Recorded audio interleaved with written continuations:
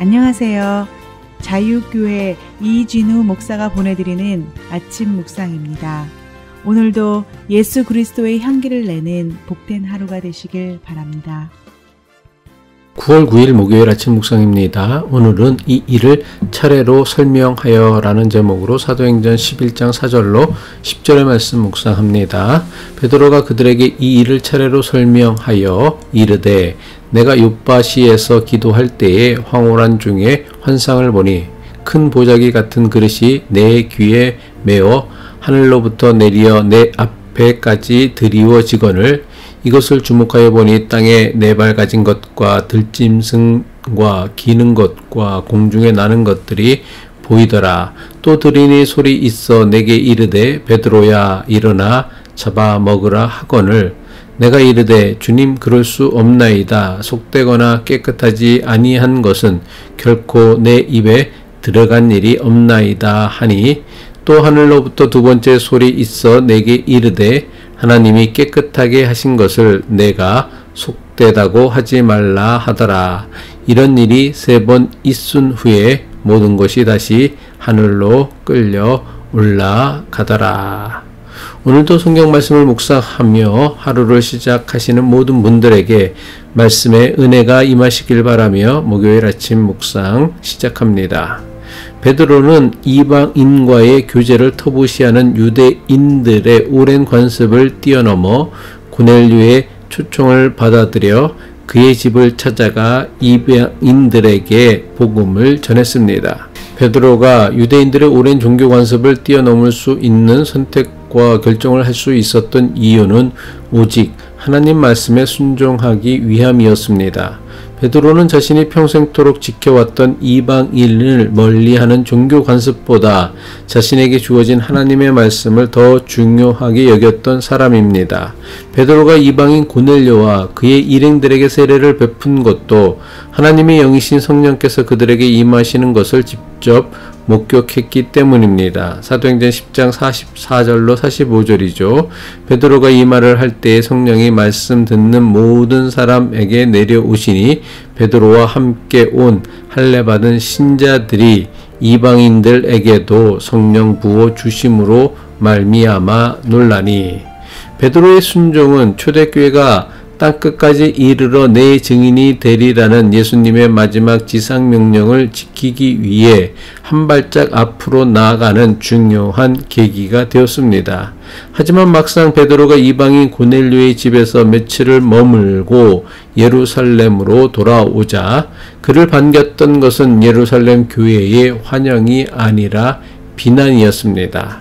할례받은 것을 자랑하는 초대교회 교인들 가운데 일부가 할례받지 않은 이방인에게 복음을 전하고 세례를 베푼 베드로를 비난하고 나선 것입니다. 베드로 역시 이전까지는 할례받지 않은 이방인에게 복음을 전하고 세례를 베푼다는 것은 상상도 못했던 일이었습니다.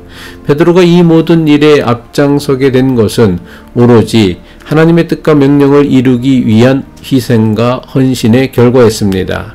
하지만 하나님의 뜻과 명령에 순종하여 이방인 고넬료와 일행들에게 복음을 전하고 세례를 베푼 베드로에게 돌아온 것은 칭찬과 격려가 아니었습니다. 이방인 고넬료의 집에서 예루살렘으로 돌아온 베드로를 기다리고 있었던 것은 초대교회 교인들의 비난이었습니다. 누구보다 자신의 희생과 헌신을 알아주어야 할 초대교회 교인들이 오히려 다른 유대인들보다 더 앞장서서 베드로를 비난하고 나선 것입니다. 다른 사람들도 아닌 초대교회 교인들에게서 비난을 받는 상황이 베드로에게는 너무나 억울하고 분통했을 것입니다. 복음서의 기록에 따르면 베드로는 성격이 불같이 급하였으며 너무나 쉽게 감정에 휘둘리는 제자였습니다. 아마도 예전의 베드로였다면 자신을 비난하는 초대교회 교인들에게 불같이 화를 냈을 것이 분명했습니다. 하지만 자신을 비난하는 초대교회 그리스도인들에 대한 베드로의 반응과 태도는 예전의 모습과는 너무나 달랐습니다. 사도행전 11장 2절로 4절이죠. 베드로가 예루살렘에 올라갔을 때에 할례자들이 비난하여 이르되 내가 무할례자의 집에 들어가 함께 먹었다 하니 베드로가 그들에게 이 일을 차례로 설명하여.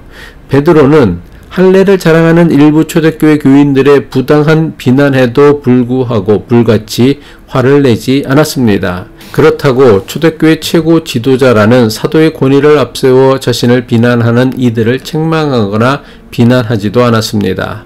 놀랍게도 베드로는 자신을 비난하는 이들에게 자신이 이방인 고넬료의 집을 찾아가게 된 이유와 그들에게 복음을 전하고 세례를 베푼 전후 사정을 자세하게 설명하기 시작하였습니다.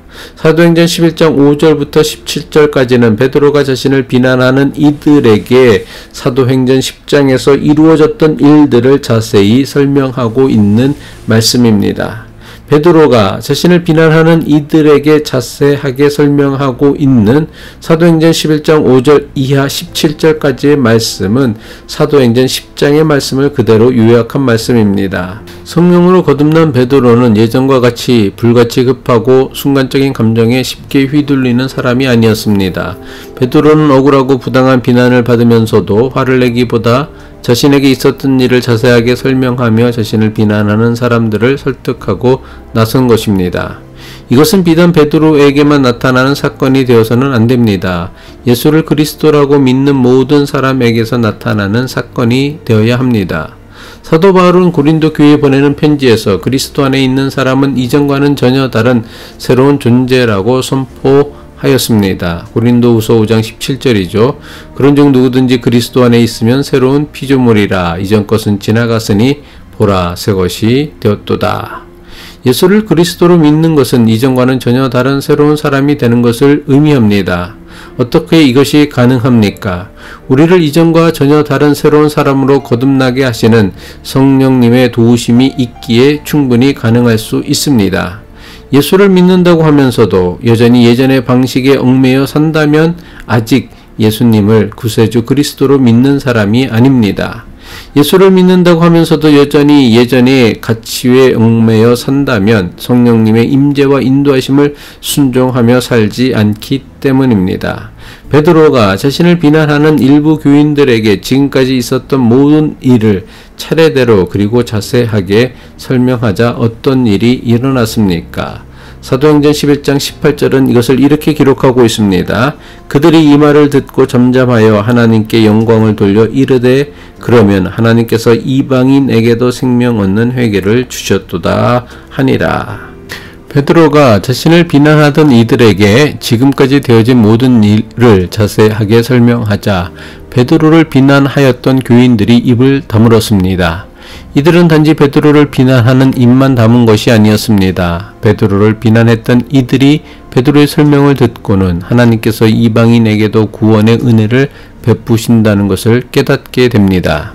만약 베드로가 자신을 비난하는 교인들에게 불같이 화를 내고 저들과 똑같이 저들을 비난하기 시작하였더라면 어떻게 되었을까요? 아마도 초대교회는 이방 선교의 문을 열기는커녕 베드로를 지지하는 파와 반대하는 파로 완전히 갈라지고 말았을 것입니다. 이방인 고넬료와 그의 일행들에게 행한 베드로의 복음 전파와 세례로 초대교회는 이방 선교의 문을 활짝 열게 됩니다. 초대교회의 이방 선교는 장차 기독교가 유대 지역에만 제한되었던 민족 신앙에서 민족, 인종, 지역을 초월하여 전 세계적인 신앙으로 발돋움하는 결정적 계기가 됩니다. 이 모든 것이 자신의 오랜 종교 관습에 얽매이기보다는 하나님의 뜻과 말씀에 순종하였던 베드로의 담대한 선택과 결정에서부터 비롯되었습니다. 예수님을 우리의 구세주 그리스도로 믿는 것은 자신의 신념이나 편견 또는 잘못된 관습을 뛰어넘는 것입니다.